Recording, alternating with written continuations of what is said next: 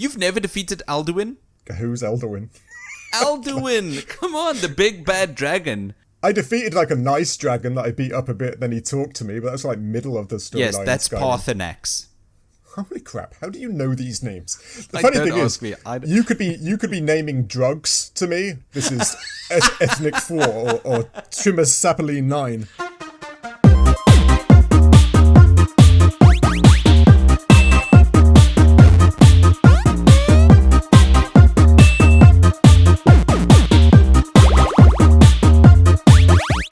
Hello and welcome back to a brand new episode of everyone's favorite podcast, the Critical Arcade Podcast. I'm your co-host Nick.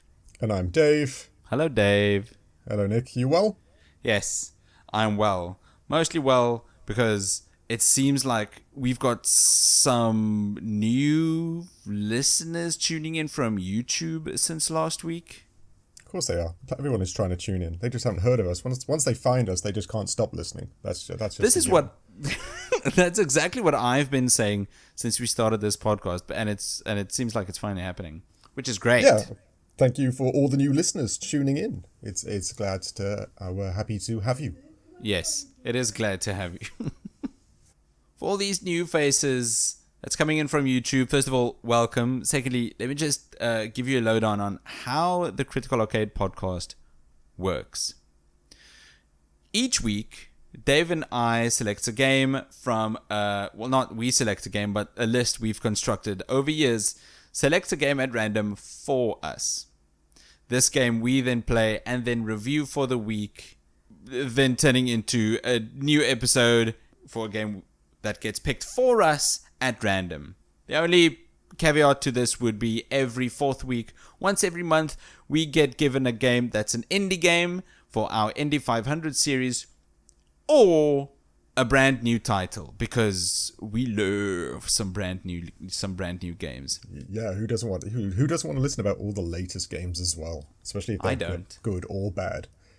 I don't not want to listen about brand new releases. There you go, exactly. And that's not a bad segue to today's game, really. Yes. Let's do it. So, Dave, how would you tell us what was this week's game? Well, this week's game is kind of still new. I'm sure everybody's heard about it. Everybody's played the version that was, I don't know, 20-something years ago. I mean, I say everyone, Nick hasn't, right? No, I've not. Also, there's a big argument that this game is one of the oldest games we play. That's very true. That is actually fundamentally true. If you haven't guessed it yet, ladies and gents, it's Elder Scrolls 4 Oblivion Remastered. That's a mouthful. It is actually. It was quite a mouthful just saying it, thinking, damn, this is a long title. But it's one of those things. I played the original on PC years and years ago. Yeah. You did not. No. Did you touch this game? I forget. I saw my friends play this game. Yeah, there was hype on this game at the time. That's it. I had a shitty computer that could not run Oblivion, so I had to look at my friend's computer next to mine and salivate at how cool this game was that I was missing. What I love is going back now and looking at this game. It's not cool anymore, like the original. You look at the way everything works and like the physics and the way people just square up to you and stare at you when they talk. It always reminds me of the Wii. You know, in Wii games when you're playing the baseball and someone they catches catch the ball and they stare you in the eyes. It's immediately look at the camera way up in the crowd. It's funny how bad the old Oblivion looks now, but I still remember as a younger person thinking, wow, this game's amazing. It has it all. It's got graphics, it's got music, it's got, the people talk to me, the town's alive. Oh, yeah. It's just remarkable how games have developed. I can go wherever I damn please. Exactly. And that was big. It's kind of more commonplace now. But back in the day, it was a big deal. Everybody was playing Oblivion. Well, except for you, bad PC. It's fine. It's fine. I got to play Oblivion now. That's good. Sorry, I'm bringing up past traumas all live on the podcast today. The interesting is this was developed by Bethesda, but also a company called Virtuous. I think is how you say it. Virtuous. I think you're right. Virtuous Studios. I'd never heard of, so I went a little deep, and then I found their history is they generally do either ports to consoles or help do remasters, but their pedigree is amazing. Really? They remastered Final Fantasy X and X-2 to the PlayStation 3 and Vita. Those games run fundamentally flawlessly. They ported Batman Return to Arkham to the PlayStation 4 and Xbox One. They ported Horizon Zero Dawn to the PC. They've got a history going back where they do some ports of like XCOM to the iPad or the tablets. And they're generally actually the ones they do are kind of known for being some of the best out there. Like, It's not janky. It's not just doesn't work. They actually do a really good job. So these are the people you want to do your remaster or to get onto current consoles and newer PCs and stuff. So I didn't even know this company existed. Yeah, well, why don't we see more of them? I remember watching this Oblivion Remastered showcase where they also launched the game. Yeah. And the Virtuous was a massive part of that. Why don't studios showcase Virtuous Studios more often? I just guess the brands that they're working with, what in regards that'd be Square Enix and Bethesda, and they're just overshadowed. I think it's just like, oh, Bethesda and Square, and then you see the Virtuous and you're like, oh, okay, yeah. Now it's Arkham's Rocksteady and stuff like that. Yeah, exactly. I see. Virtuous, you're not losers. I love you. Yeah, exactly. Yeah, they're great. And they've been going for a long time. So this isn't a small company. This is good. Yeah. They were doing stuff back in the day for old mobile devices and the old consoles too. So this company's been around for a while.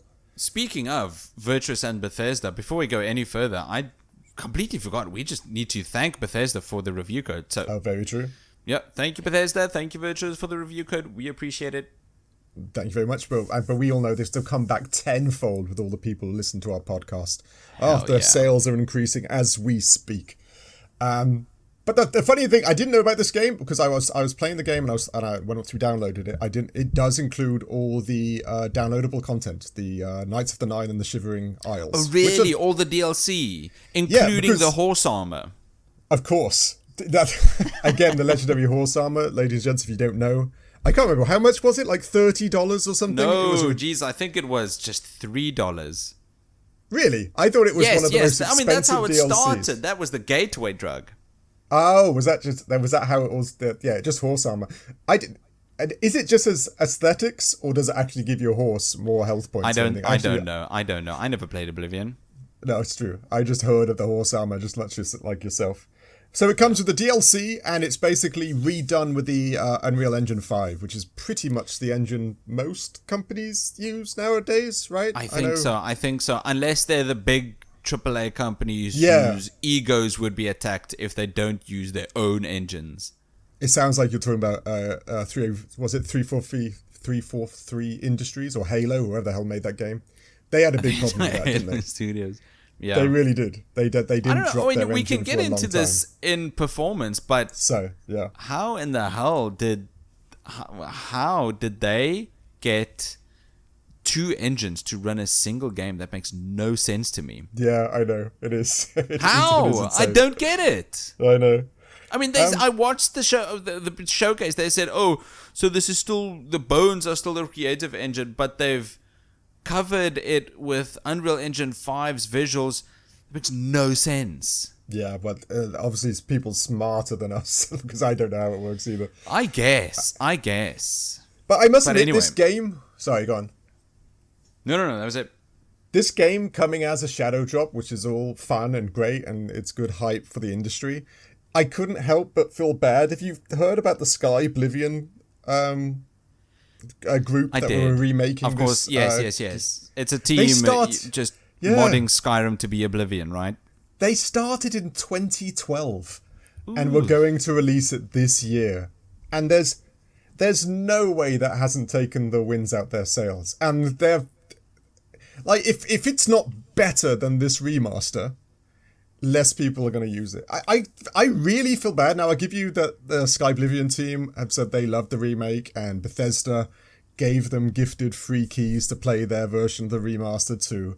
But I do feel really kind of bad that that's over 10 years of work that now is being released against a very good version of the Oblivion game. I'm sure we'll get into in a moment. I just thought it really made me kind of sad because that team must have put so many hours and sweat and tears and stuff Yes. And although us gamers can be very picky, and so if this version isn't like better or at least as polished, I just don't.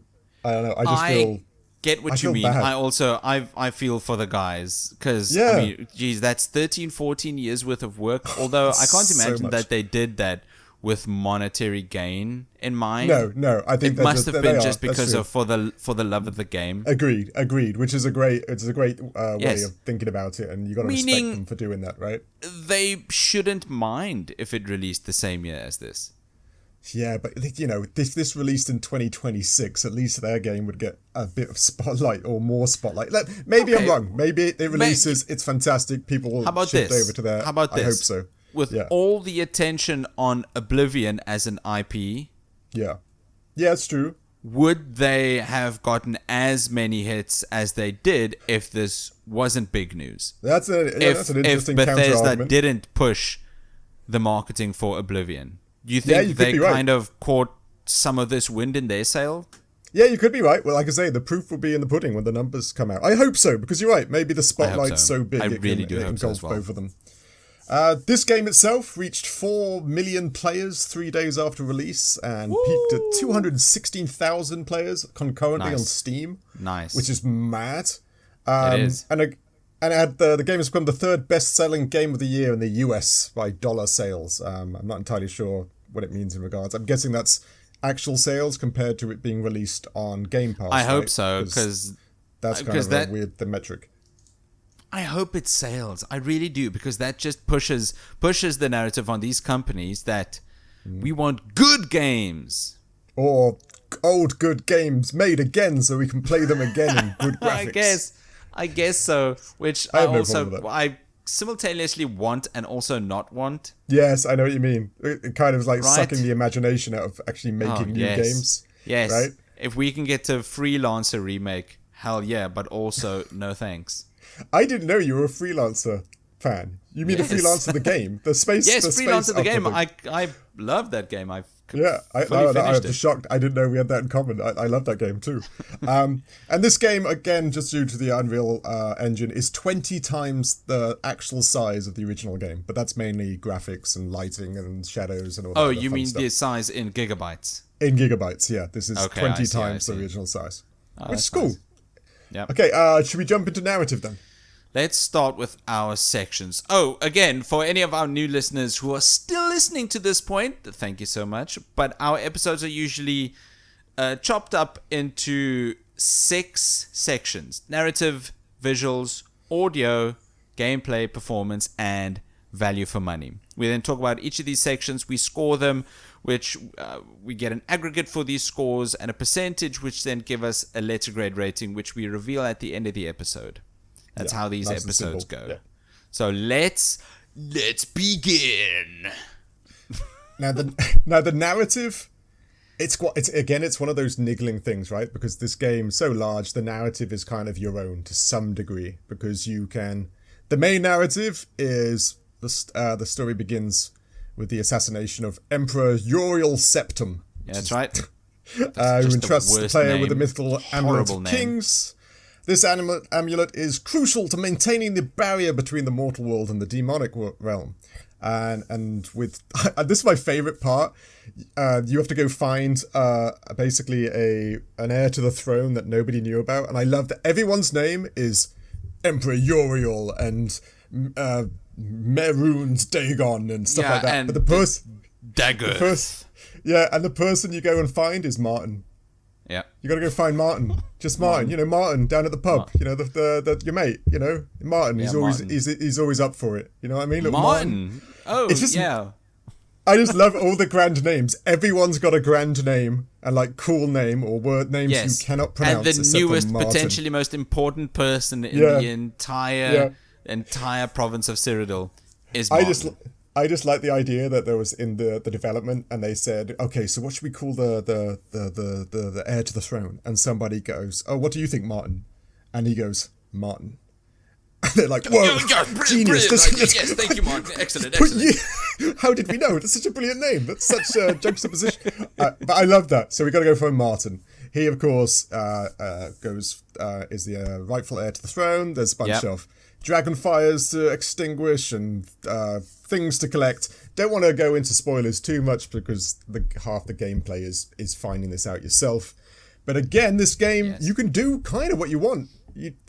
That's the brilliance of these Elder Scrolls titles. It's been like that since, I think since the second one, right? Yeah. Arena. Yeah, that's right. You could just go anywhere and do whatever you want. That's the magic. That is the magic of these games. I wrote that down here. Starting with Morrowind, or Arena before that as well, even, and continuing into Skyrim. Yeah. The magic was getting lost. Exactly. In these worlds and just finding adventure wherever you went. And I swore to myself that I wouldn't do it this time round, and I'd do like a hard beeline for the story. Yeah. But it always kept going, okay, let me just finish this. And then finishing that would lead on, let me just do that. And then, the Grey Fox needs me. Okay, let me go over there. Oh, shadowy guy from the Brotherhood of, the Dark Brotherhood. He pitched up in my dreams, and then I got bitten by a vampire. And you always just keep getting these little, pieces of candy. And then I think to myself, geez, I've played for 13 hours, and I haven't gone to the first mission yet, even though How many hours did you play? How many hours did you play of this game this week? Probably close to about 25, and I'm probably about 4 missions into the main story, I'd say. I played it before, so I'm lucky enough to have prior knowledge because the story's the same. Yes. But I just got breadcrumbs all the time. I'm doing a bit of everything. I bought myself a little house in the middle of the city on the way. I'm doing that up. I got a horse. Again, the narrative is your own. You can do hundreds and hundreds of hours. And poor Martin's just waiting at the church to be found. Whilst you're just, being a master thief, becoming the greatest warrior, becoming an assassin, winning the arena, wherever you want to do. And that's kind of, like you said, the sandbox nature of the narrative here is one of the charming things about it. Because you can just get lost. Oh, absolutely. Absolutely. I think the story is... I think the story is a big part of why people love this, but it's not the biggest part. No, agreed. When it comes to the narrative, I think what attracts most people to the Elder Scrolls games, Oblivion, Morrowind, Skyrim, is the setting, the world, the province you're in. Yes, exactly. Right? No, agreed. I just realised I played Morrowind, Skyrim, and Oblivion, and I've never completed them. Because I've been You've never completed any of them? None of them. I only know the Skyrim story about halfway. I only learnt a few of the storyline chants or shouts. Goodness. But I got distracted too much all the time. I think most people have. You've never defeated Alduin? Who's Alduin?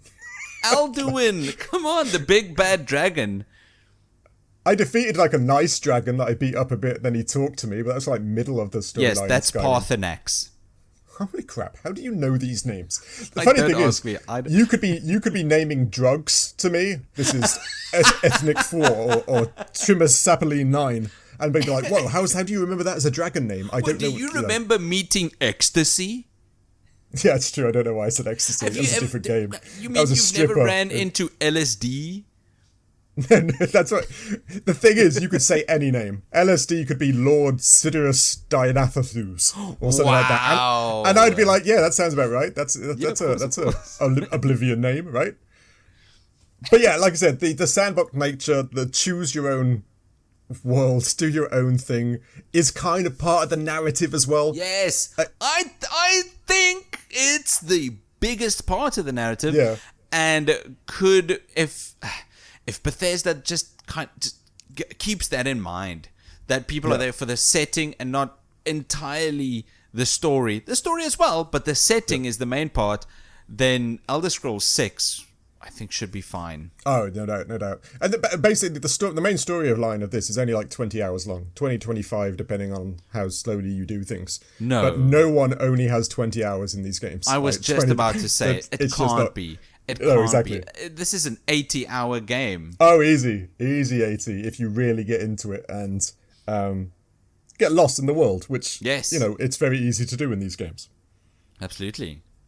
Anything else narratively you want to add to that? Like I said, it's a very strange one to grade because there is narrative, but there isn't. It's somewhat freeform. You can do whatever you want, but the story is still kind of not linear, but it's a straight line if you follow the missions. And the side missions themselves are so flushed out too, like joining the Brotherhood or becoming the king of the arena and finding out what the head honcho actually is, and and eventually doing all the mages guilds and getting access to the mages I don't know, university or whatever it's in this, I can't remember what it's called. Yeah, the mages academy.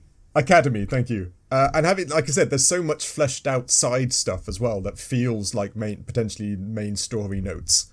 And it's just, like I said, there's so much to it that it's hard to gauge a single narrative. Should we jump to visuals then? It is. I think the narrative, we could speak about the narrative for hours, but I think we should move to visuals. Now, as somebody who's never really played, granted you saw it on other ones, visually, what did you think about this game just out the box? Like this one out the box? The old one. Yeah. No. I think this one looks really good at times, and at other times I'm thinking, oh, okay. This looks fine. It's one of those weird things because Bethesda did that really clever thing in saying, oh no, we left the jankiness in, which then kind of covers all the stuff that, if it did go wrong, they'll just go, no, that's just the old jankiness that we left. You love that. That's right. We just left that in there for the charm, right? Because we know you want it. Yeah. So if it crashes, that's actually just, like it used to be. This is So there was a very weird, it's actually your fault for liking it. Yeah, it's hard because now when you try to criticize or you look at it or you try to gauge it, you're like, was that in the old one? Have they just left that in because we want to see it? Again, I played a lot of... This is where you and I are gonna differ. Go on then. How so? Remake or not, remaster or not, if this was an old bug, new bug, it shouldn't be crashing. Well, yeah, I'm sure it shouldn't be giving me bugs. I gave this a very low score for performance because of this exact reason, but we'll get into that. Yeah, and I think I have got my goggles on because I played the old one, and there's some charm to the jankiness. There just is. But I know that's not right because we buy games, they cost lots of money, they should work. No, but I mean, this is our show. We can do what we want. Okay, visually, what did you think was good and what do you think was bad then? I thought there were some spots where it was really good. When I'm down in the sewers and there's some light shining through and it's bouncing off of all the different little stones, it's wet, there's a stream, I thought, damn, this looks nice. If the sunlight is coming in from the sewer gate and it's just shining across the hallway, this looks good. But then sometimes when I'm on the road and everything is just this mossy flat green, it doesn't look that great to me. I keep thinking the lighting can be a bit better. And by the lighting I mean the brights and the darks. That's always the hardest part in games. Yes, if I can get the brights to be bright and the darks, like the shadows, to be dark, I think that contrast would bring a lot more to the lighting. But what do I know? But it's very hard for me because I do know the original, and so, like you said, when you're out walking out and about, and it's just like grass and an occasional tree and a rock or something like that. Yeah. Compared to the old game, it's 100 times more stuff there. Like just the bushes and the trees and the grass and just the availability of herbs and stuff that you can pick up and plants and all the things for your alchemy. It's literally turned up by like 20 to 50 times the original. Of course, the water effects are good and all this. Oh, yeah. No, of course. The armor and the swords look so much better. When was the original? 2006? 2007? I think it was something like that. It is a surprisingly old game. Makes me feel very old because I swear I remember playing it not too many years ago, but when those years get into double digits, you go down. That was a long time ago. Jeez. There was this moment when I was walking around in the overworld over what felt like my third hill in 10 seconds, and then I looked around at the world design, and it seemed very outdated. Well, yeah, I can see what you mean. I'm gonna try to explain. It seems like just someone took a big old brush in Photoshop to raise and lower hills at random every 4 meters.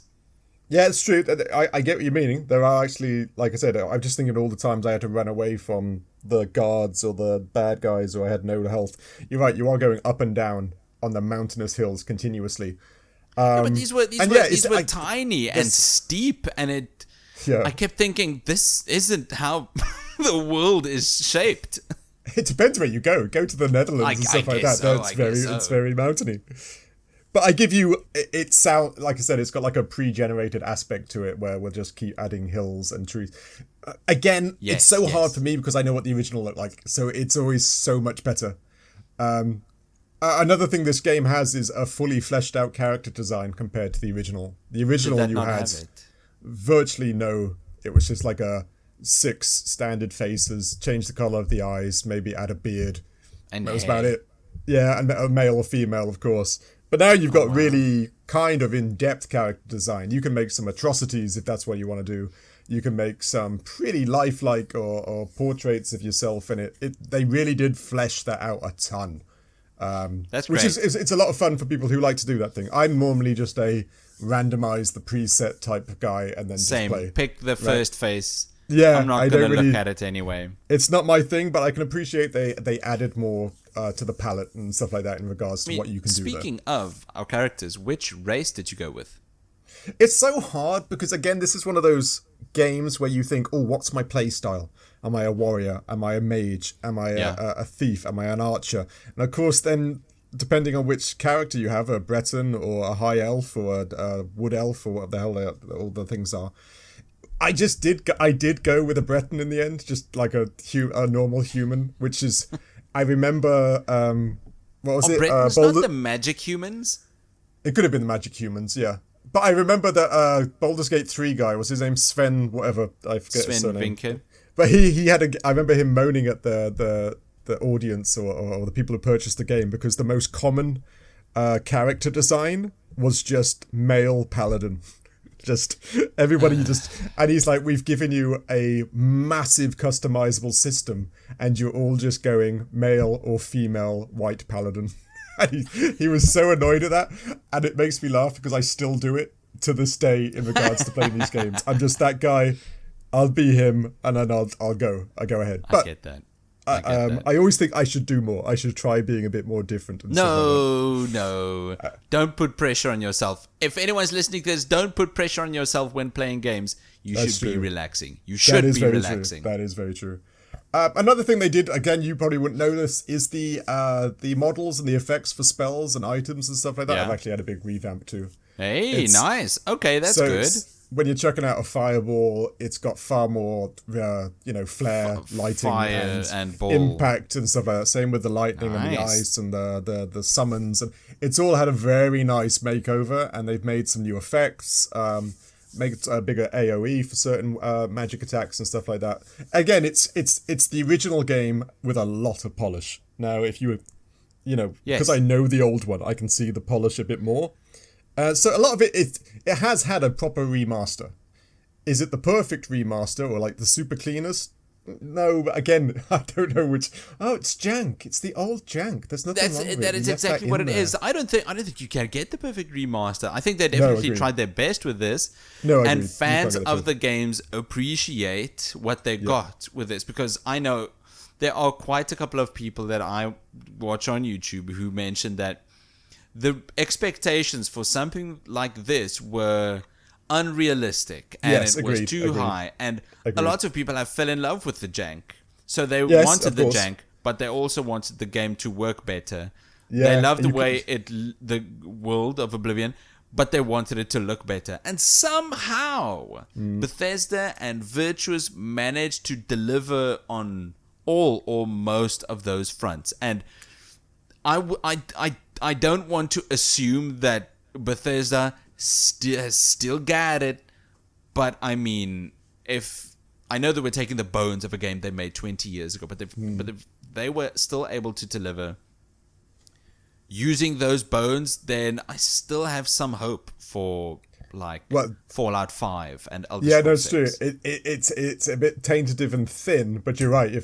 And Bethesda needed this win, basically, I think so. because they haven't had the greatest of history in the last few games, right? In regards to their games. What's been their releases currently? Fallout. What did they do after Fallout 76? I was going to ask you. I was going to say the same thing. Fallout 76, they had to redo because it was so bad initially, and they've kind of fixed it, to my knowledge. I don't really play the game. I can't remember. Have they just been doing Elder Scrolls Online? Oh yeah, there was a couple updates to that. That's very true. They did do some updates for that quite recently as well, I think. Okay. So yeah, I guess so. Or hopefully working on IPs that are good and releasing again soon or something like that. Them, please.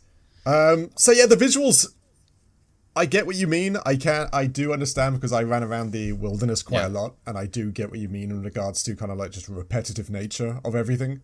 And then a cave, or then a grassy knoll, or something like that. Yes. I mean, but I still kind of also need to be realistic. Just like Persona 3 Reload. Yes. This is still the bones of a 20-year-old game. And you can't just like rewrite that. And again, a lot of gamers are very strict in what they like and dislike. So it's such a hard thing to change for the better without being criticized for doing that. Yeah. But yeah, I thought they were decent. But I've got the spectacles of I know exactly what the last game looked like, and so this is all so much more polished for me. I'm glad. Anything else visually you want to add? No, we can go into audio. Audio, man, it's your favorite spot. What do you do with the audio? And this one is so easy to just applaud because millions and millions of players have fallen in love with the music of the Elder Scrolls games. That's very true. Very true. Right? So let's break it down. The audio for this, like most other games, can be divided into three parts: the soundtrack, the sound design, and the voice acting. Yeah, I agree. So let's start with the soundtrack. I'm sure you've got this down in your notes as well, but this was composed by a guy named Jeremy Soule. Yeah. Who's unfortunately come in some I knew that was coming. waters is making these soundtracks very unfortunate, but he shouldn't. I'm not going to dwell on that. No, he hasn't got the greatest reputation for the moment, has he? Yes, but just focusing on his music, untying the art from the artist, I and many other players, I'm sure we truly cannot fathom what lesser version we'd have of this game if not for the timeless music. I agree. If you take the man out of the whole thing, the actual composition of the music he writes is fantastic, right? It is fantastic. And if we had these exact same games without these compositions, they would not. These games would not have the legendary status that they have. I agree. No, I agree entirely. It's one of those things. Like myself, I got no history in music and stuff that we don't see. We listen but don't hear, I guess would be the expression, right? We're very used to it until you find a game that it's bad and you're like, whoa, what's going on? Yeah, exactly. And so then you appreciate it in games such as this. And yeah, it's a banger soundtrack, and it's just it's great audio in general, right? Yeah. One of the games that convinced me that the soundtracks in games are worthwhile to be listening to is L.A. Noire. You ever played that? Yeah, of course. I love it. I know you'll love it, L.A. Noire too. Yeah, no doubt. Goodness. Anyway, I just want to say this is some extreme levels of crafting a masterful soundtrack. I don't think there's anything I can say that hasn't already been said about this. But go on, sorry. No. What were you going to say? There was an interesting. I was looking at Jeremy Soule's history, right? I wanted to know what other games he did. Yes. And I was shocked. This guy, again, bad reputation, and sounds like he deserves the reputation, to be honest with you. But he did Skyrim. He did some of the music for that. He did Elder Scrolls Morrowind and Neverwinter Nights. Neverwinter Nights as well. Yeah. He did the Guild Wars series of music. He did Star Wars Knights of the Old Republic music. He did Warhammer 40,000 Dawn of War, which is potentially getting a remake, I read earlier. He did Dungeon Siege, the PC game. I never played it. And then my favourite, the one that puts his music at the top, he did Putt Putt. Did you ever play Putt Putt, the car game, as a kid? What? Putt Putt? It was a little car, that it was like a flash game fundamentally that used to drive around. Oh, I get what you. Yes. The purple car. Yeah, and he was just friends with other cars, and then he had to just get you needed to go get the wrench so you could fix the machine. Yes, I know what you mean. I've watched the Game Grumps play Putt Putt. Yes, and that's Pajama right. Sam. And that was my childhood. Putt Putt was like one of my first games, and then I found out he did the soundtrack to it. I know. I was like, whoa. Goodness. Again, what a legend, because Putt Full Putt circle. is great. That's good. That's great. Oh, I love stories like that. That made me laugh just to see it. And again, the audio all around has had fleshed out. The people gossip more. The guards talk to you more, be it nice or bad. Can you call it gossip? Everyone gossips. Oh, that's hilarious. Ooh, one thing before we get to the voice acting. Yeah. Oh.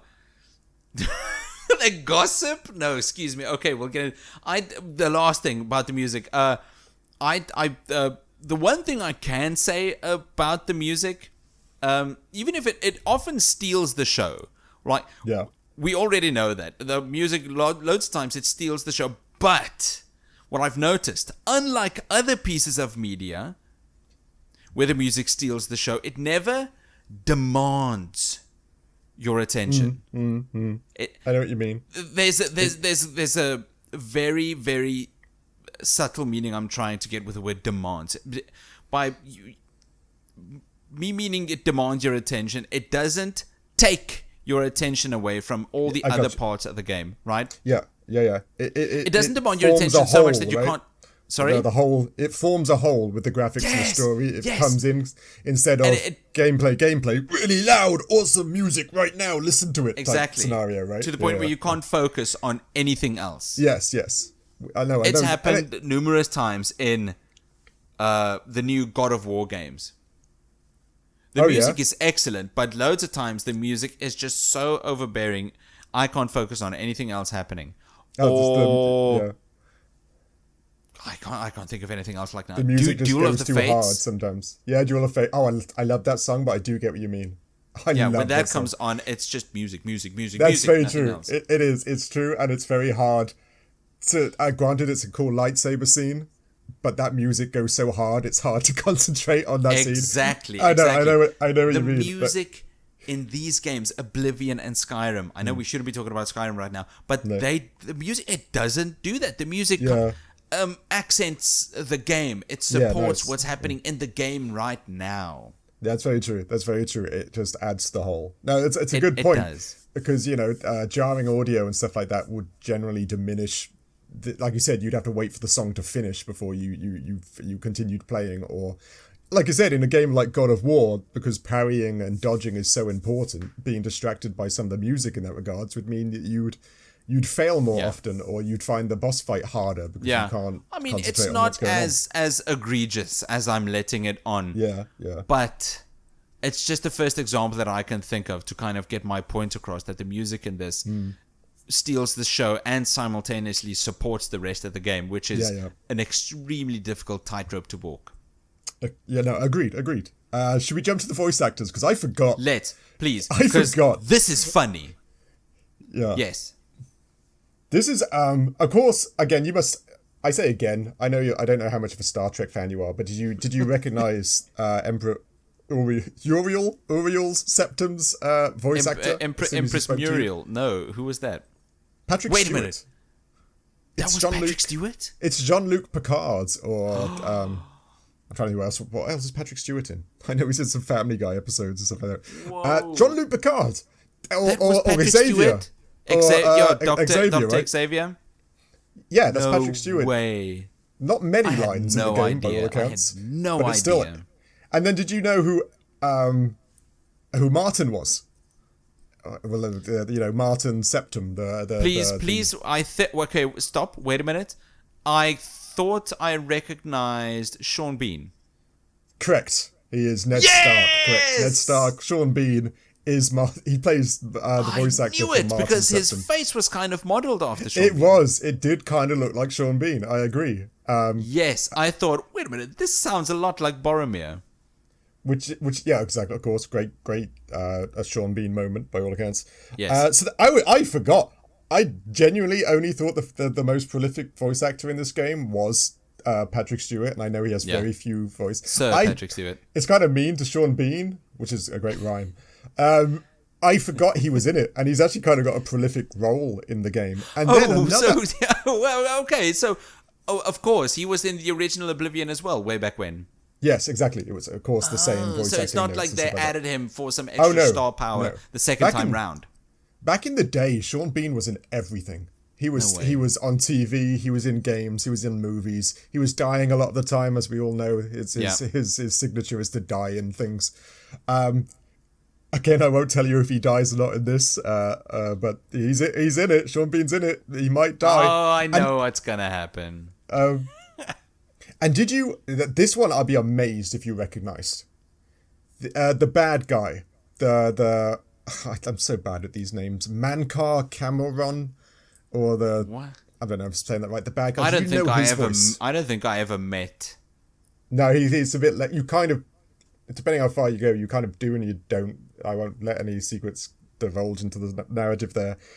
But have you ever heard of an actor called Terence Stamp? Wait a minute.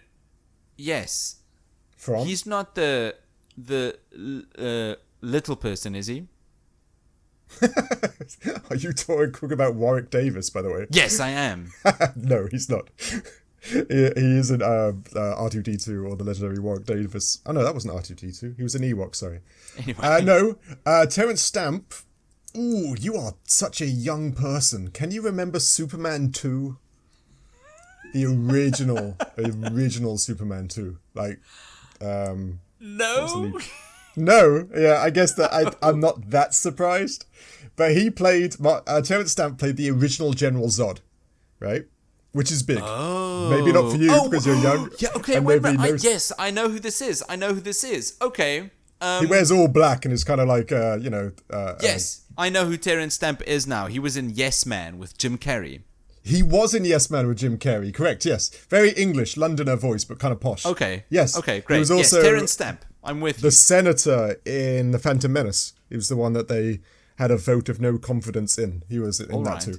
So yeah, Terence Stamp is actually kind of prolific in England, obviously, because a Londoner, and he's done quite well. He's done a ton of things. He's got a great voice.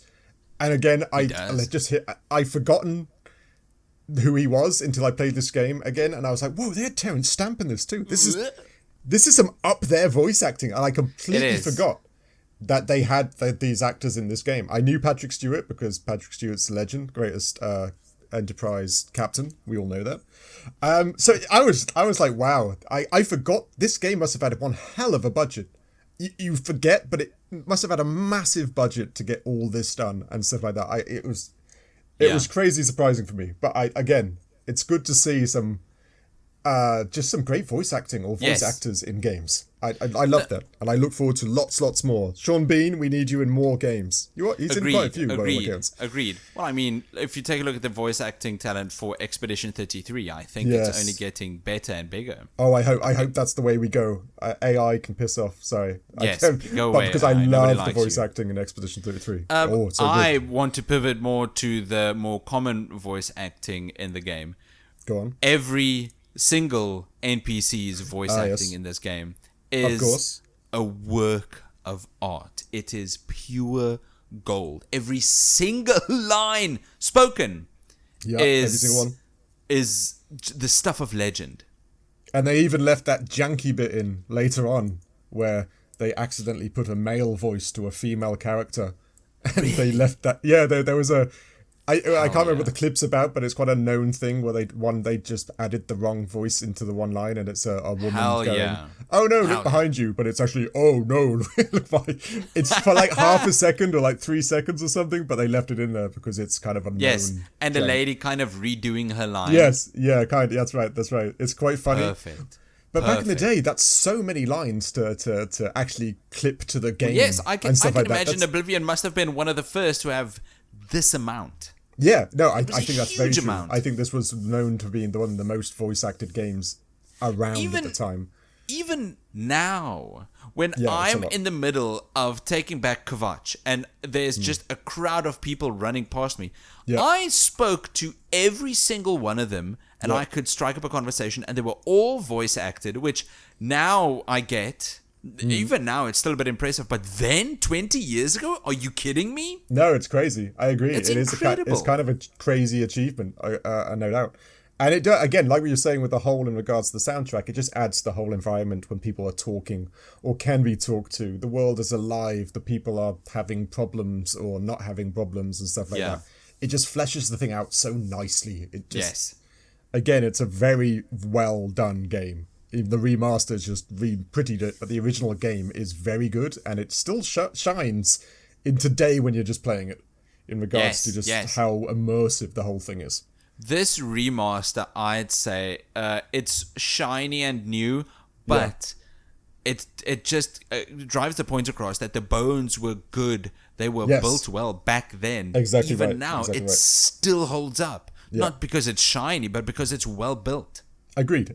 That's why we need a Knights of the Old Republic remake and all the other games that were really good. It's coming, allegedly. I hope so.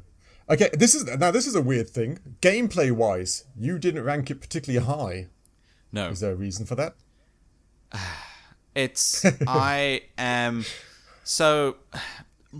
I would rank Skyrim's gameplay around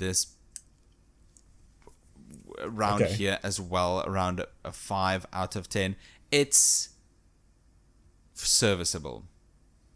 Out of curiosity, which game's gameplay would you prefer to be put in this game? Like first person swords and magic and stuff. Which gameplay would you like to swap out? I don't know. I ranked it low because it didn't entirely work for me, but I'm not gonna pretend that I have the solution. Oh, okay, that's very true. I don't. It just sometimes I would swing and miss because the camera would go up and down, or the rat would go a bit left, or I would throw my fireball and it would completely miss. Oh, let me point out, we played this game on the PlayStation 5. Excuse me, yes, of course. Aiming is really hard on an analog stick. The amount of times I threw a fireball and then the imp or the rat would just step left and it would miss. Yes. It's so frustrating. I know that's a skill issue, but it was driving me a bit mad too. It is a skill issue, but also on the other end, I mean, I want these games to be the gameplay loop, the core gameplay loop, to be more fun than it is. I think people are kind of putting on how fun this is, and I know I'm going to get some flack for that, but I don't think it is that fun. I get what you mean. Don't get me wrong. I'm having a good time, but it's not that fun for this first-person sword play. I'm sorry. Yeah. Did you ever play Might and Magic Dark Messiah? Out of curiosity. I think for about an hour or two. Yes. That had first-person sword play, which I remember was actually quite fun. I liked the but I know what you mean, and Skyrim did have that same issue. The combat, particularly, not not high octane fun stuff. I remember watching my brother play it, and he'd already had 100 hours in, and he maxed out his sword and his blocking. And there was just some instances where you're so good you can actually slow down time, and he was just going through caves, one-shotting everything, and then grabbing the item and leaving, which kind of that's not fun after a while. If and the gameplay in this, the fighting particularly, can be okay. It can be long-winded. Some fights can take a really long time. That's what I'm getting at. It's not very sure, the RPG mechanics are deep. I'll give that. The RPG mechanics are deep enough. But the core gameplay loop of blocking if you want to, or swinging your sword, or throwing a fireball, it's too basic. And I get what you mean. I'd say that part is too janky. Yeah, I get what you mean. It's kind of like the gameplay. It's literally the Xbox 360 gameplay put on a PlayStation 5. And it wasn't good then. It's not good now. Yeah, and ladies and gents, there are other aspects. Of course, everything in this game, just like most Skyrim experiences, you get experience for jumping and hiding and talking and selling and acrobatics and swordplay and magic. Everything's got an experience thing, so you feel like your character's growing. So that's a fun part of the gameplay side of things. Again, if you enjoy the whole merchant thing, you can buy and haggle and sell to another place. You can travel. There is a lot again, like you said, there's a lot of RPG mechanics in it that are really nicely done. Like, they really are very good. But there are a lot of things that... Hell, half my time in combat, especially at the beginning of the game, was just smack, smack, run backwards. And then smack, smack, run backwards, heal. And then smack... It's... I mean, see, that is the part that you... if you're in combat, that's the part that you spend the vast majority of your time doing. But that's not the part that people have fallen in love with this game. No, agreed. It's exploring. It's the least, that's right. It's the least attractive. I can endure the first-person melee combat that's not as great as people think it is. Yeah. If the rest of the game is as excellent, of course, as this version of Oblivion. Yeah, nothing's perfect by all accounts. No, if the exploration is top tier like it is in this game, if everything else, the adventuring part is just masterfully done, I can endure the mid combat. Yeah, I got you. Agreed. I actually found in Cyberpunk, I found the combat in that got boring after a while because it's so... If you want to do like 100% completion, I didn't do that, but I really got into the world. Yeah. It gets to one point that you no longer stealthily go up to a group of people. I just got my shotgun out and ran really fast and shot them all. 10 seconds go past. I save the damsel or the person or find the drugs or whatever. Make my drop and that's done. And I did that repeatedly for just hours. And the storyline fights, sure, they actually were spicy and had some stuff to it. But the rest, again, even for the combat there, that came repetitive. Yeah. And you're right, this game has the same thing. If you got hundreds and hundreds of hours, you are just doing the same fighting again and again and again. But I mean, then you're already way past the point where you should have finished and put down the game. But it's one of those arguments again, and I never know which way I come, and we'll get into this in value for money a bit later, is there such thing as too big a game? Right, when you've put 200 hours into something and you're still like you've only gone halfway or something, is that too much? Yeah, like lots of people like to max out their stats. Maxing out your stats in this game will take tens of hours. Like getting the money to train or to do it slowly that's why a lot of people actually not cheat, speed run. There are little aspects you can hide behind a guard and crouch and press the always run button, then leave your console for 3 hours, and then you'll have maximum sneak and stuff like that. That still exists because people want all those stats, but they don't want to spend hundreds of hours getting them. And it's kind of it's part of the gameplay, but yeah, it's kind of I know that doesn't sound as appealing as the nice adventure pod, exploring the setting. That's the part that grabbed me and I think most other people, and just the idea that there is endless amounts of possibilities and adventure and things to find and explore and unearth and discover.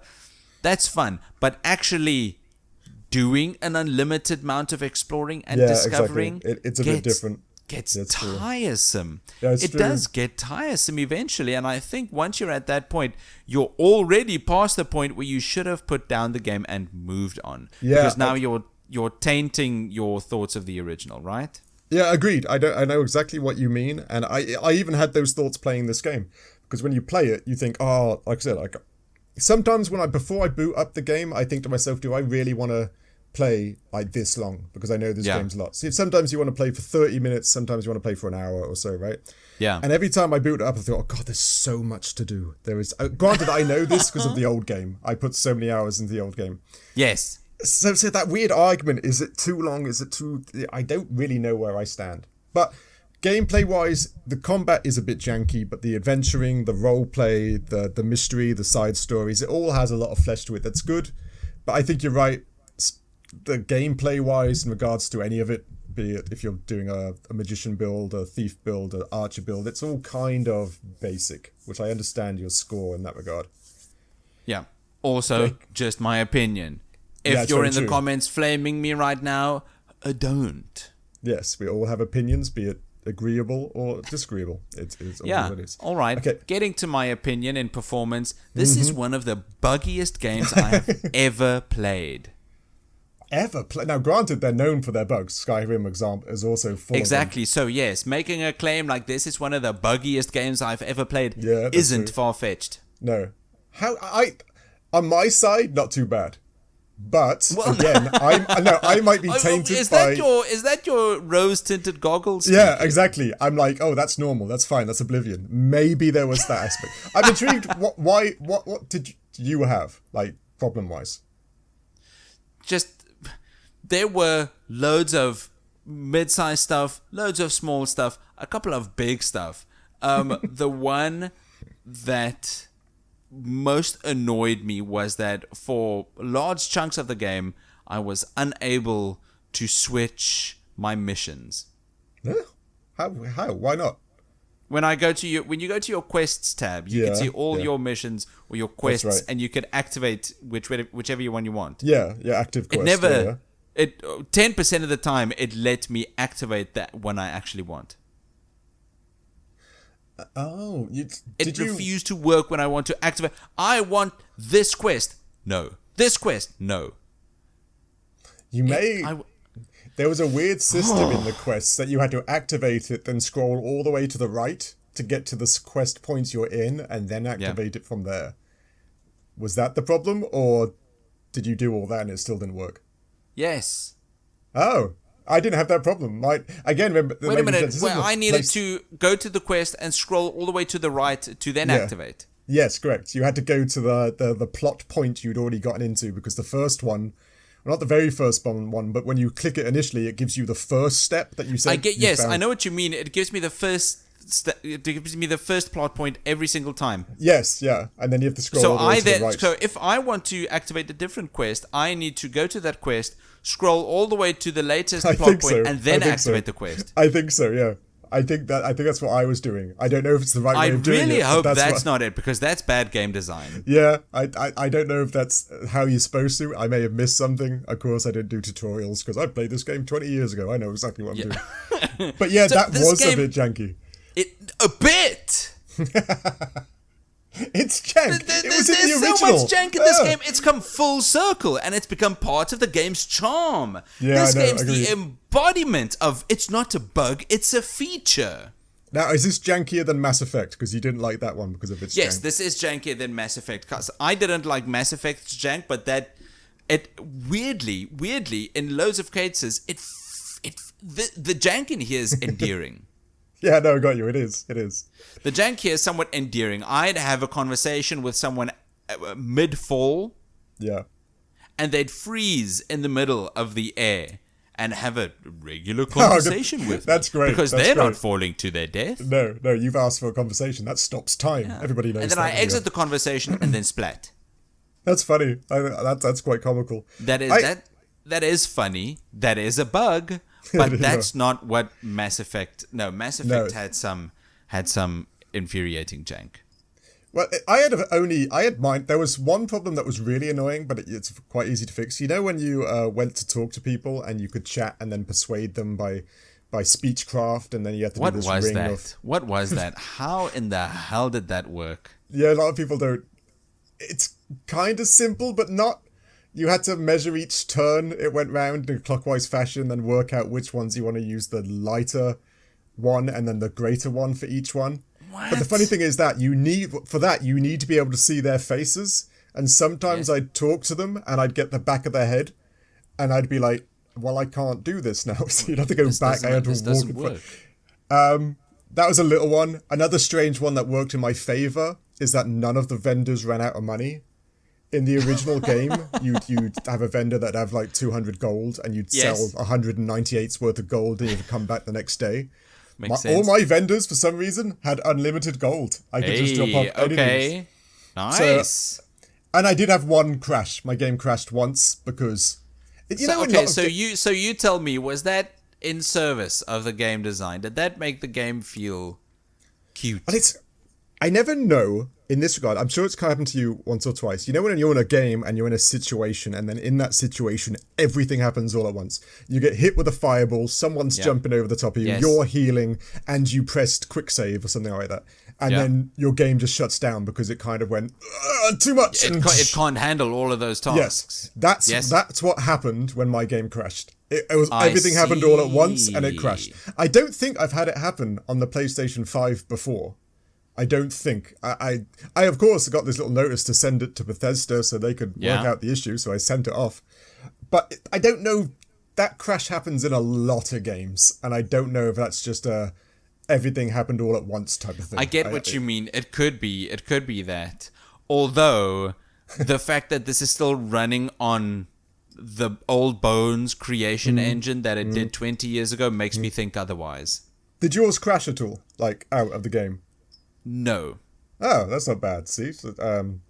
But you just had too many little things all at once that compiled into a big, I think janky, I just noticed them more, unplayable. and I didn't just acquit them to, agreed. Oblivion. Well, that's the fun thing about our perspectives, because, there could have been plenty going on that I just missed because, hey, Oblivion, or, hey, that's great, I remember that, or I just plain missed because, I've already got the muscle memory of Oblivion from the original one. So Could be. If the day comes that the list decides to give us Dark Souls, all hell the list, then it's going to be the other way around. I'm going to think this jank is just part of the gameplay, part of the charm. And then you're going to give me a swift backhand and say, no, wake up, Nick. I'm far more aggressive than I remember. Yeah, I should stop giving you backhands. Damn it. It's obviously becoming a trauma. But I agree. I had to drop Elden Ring because I kept jumping off the horse all the bloody time. See what I mean? That drove me mental. But anyway, so we have a different experience performance-wise. Again, mine did have a crash, and there were some issues. I've got another one. Okay, I just remembered. Another time, I was supposed to follow an NPC through Kvatch. Yeah. He's got the key, and we need to go through the cellar, around the town, fight some imps, some Daedra. Yeah, I don't know how to say it either. Yeah, I don't know. So when we went through the cellar, I and some Imperial gods, we fought our way through the town, and we got to the end, only to realize that the person that I should have followed never came. Oh, yeah. I think I had that same issue. You did. The main guy that you were supposed to follow. Let me point out, when you went to that man and went to the watchtower because he had the key, it took me like 6 minutes to find out that the thing was on the floor, by the way. I was in that room looking at the walls and going like, where the hell's the door? Where's the door? And then I see it's actually under his feet. I was like, dude, I should read more because I'm sure he said cellar or something like that, which I just didn't read and must have skipped past. But I agree. Okay. I had that same thing. We're talking about the same guy then, yes. Yes, yeah. It turns out... And I was like, yeah. I walked all the way back around Kvatch, only to realize that he was still in that cellar waiting for me to initiate that's right. Following him. Yeah, that's right. The moment I got close to him, he said, "Let's go!" And he ran. Yeah, I know exactly the bit you're talking about. I did like at the end of that mission when you complete it and he says thank you, he just takes all his clothes off and gives them to you. Oh, it's such a weird reward. He gives you his armor. He does, and that. He's like, oh, we saved Crutch. Yay, great. Oh, I'm not going to need this shit anymore. Have it. Take it. I'm no longer a guard. That was I thought, dude, we just saved your town. Aren't you supposed to help rebuild it? Why are you getting rid of your... I gave you the Duke or the whatever died, unfortunately. Yes. We gave him the ring. Yeah, surely you're supposed to be now in control, command. Like, he just like, nah, I'm done. We close the Oblivion gate. Take it. It's yours. That made me laugh. But I give you, stuff. I do know what you mean. And yeah, I think I had that same problem. That I had to go back to him and say, where is he? And then I found him, and then we continued with the mission. Oblivion definitely has charm. It does. Definitely an all-timer. But I'm not going to pretend like the bugs are supposed to be there. That's fair enough. That's fair. Okay, value for money wise. Okay, value for money. Easy. This is a 10 out of 10. See, this is the thing where, Nick and I I've got all the history and stuff, but Nick and I disagreed. I only gave it a 9. And only because I cannot get past the aspect of is a game too big? The debate, look at Expedition 33, right? Kind of a biggish game, but the storyline was kind of, rigid, right? You go here, go there, go there. You can have a little exploration around the world, go see the gestrals and stuff like that, do a few side missions. But the story itself was kind of like start at A, end at like F or G or whatever. Yes. That for me is so much more fun. I get what you mean, the linear story. Yeah, a nice linear story, but with aspects like side aspects that are kind of fun and detailed. Yes.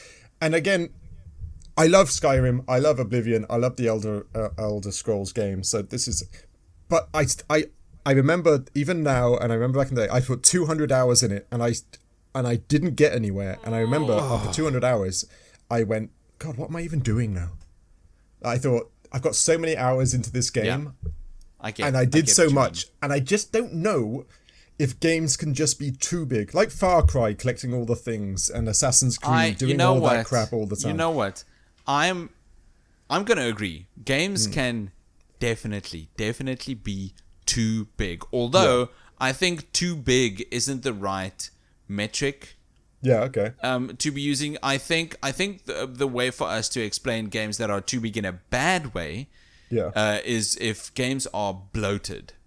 Okay, yes. There are Assassin's Creed and the like, right? Yes. Yeah. The new Assassin's Creed games are bloated. Yeah, there's just a ton of nothing.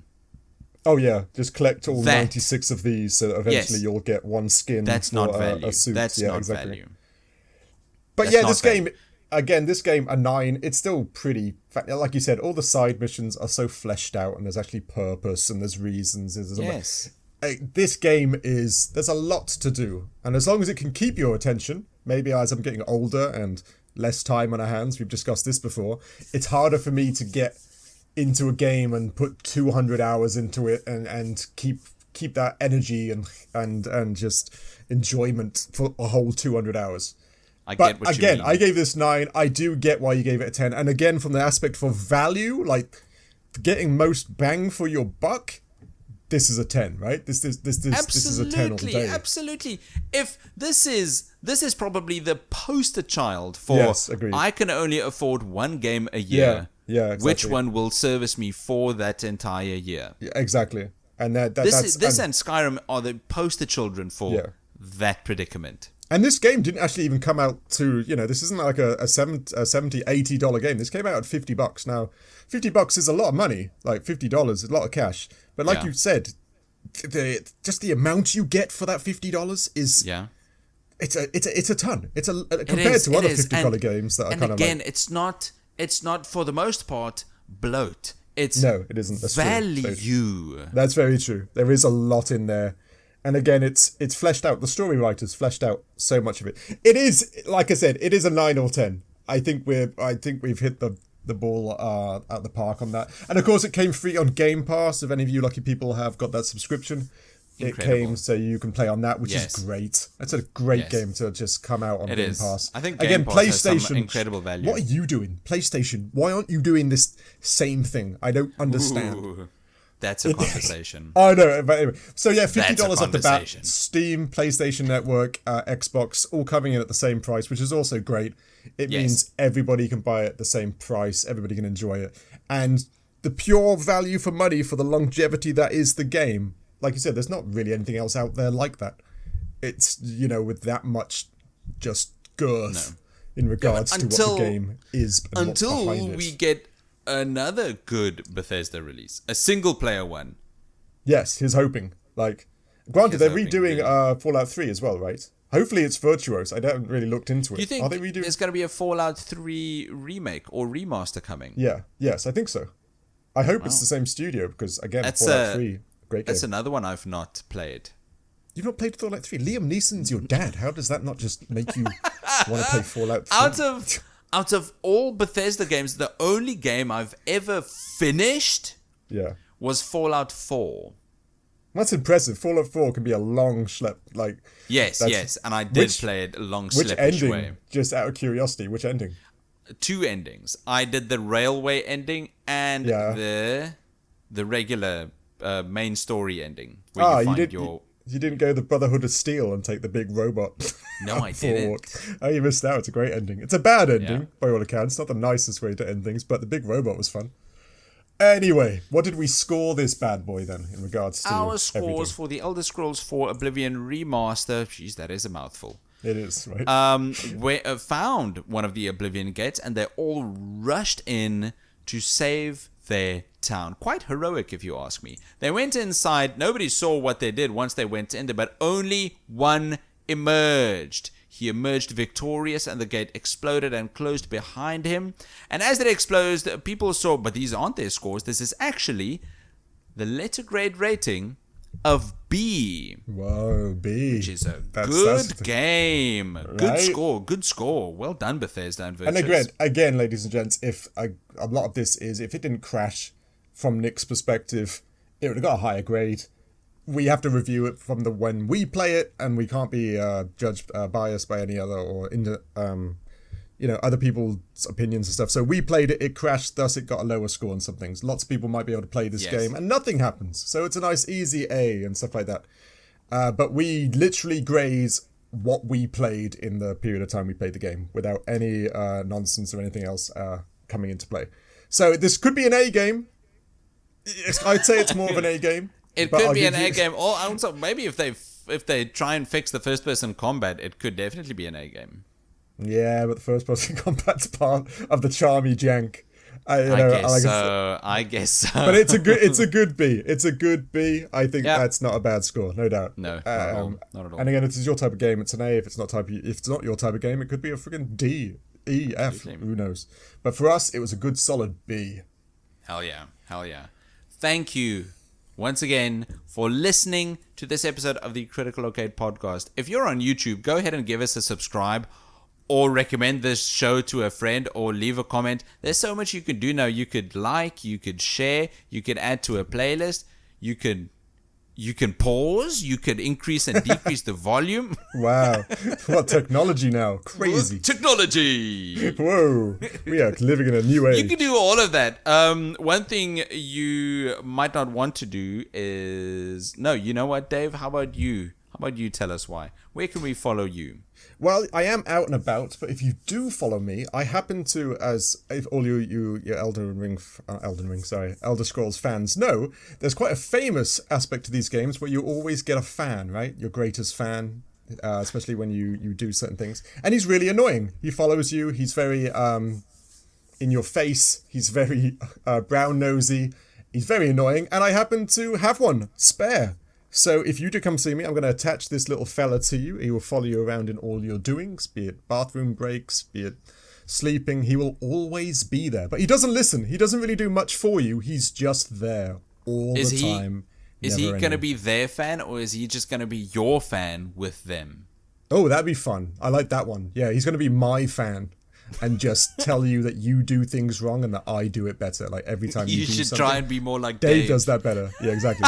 I like that version. That will happen. He will criticize you and compare you to me all the time. And I'm just the greatest. So yeah, you don't want that. So, Dave, how about... tell us, what have we got lined up for next week? Next week, if all the stars align and everything goes as planned, we should be getting our hands on Elden Ring Night Rain. Nice. Again, a game. I hope it doesn't have horses because I just keep jumping off them all the time. It's the new. Is this defined as an extraction online game? I actually don't. I know you go in on a big dragon. I don't know. I think it's maybe. Although I'm getting a bit tired of all of these extraction multiplayer games. There's a lot. I don't know. I've not been following this game as closely as I maybe should have. But I know it's a multiplayer game where you kind of roam around a bit in the lands between with your mates. And then at the end you fight a big old boss with your friends. And then you GTFO. Yeah, so we'll see. I know a lot of Dark Souls veterans are kind of dubious about this one because they love their games and the story and the single player experience. And like you said, like Nick says there, the online experience has been a pretty dodgy of late. It's not the greatest thing, so we don't know if it's shifting the wrong way, but We'll hopefully get our hands on it, give us an open opinion of what it all means, and if I like it. Granted, again, it's the same thing. Nick's got his goggles on in regards to all Dark Souls games. Absolutely. I've played a little bit of them, but they didn't really click with me, so it'd be interesting to see what the online game is all about. Oh, yeah. So tune in next week for that one, hopefully.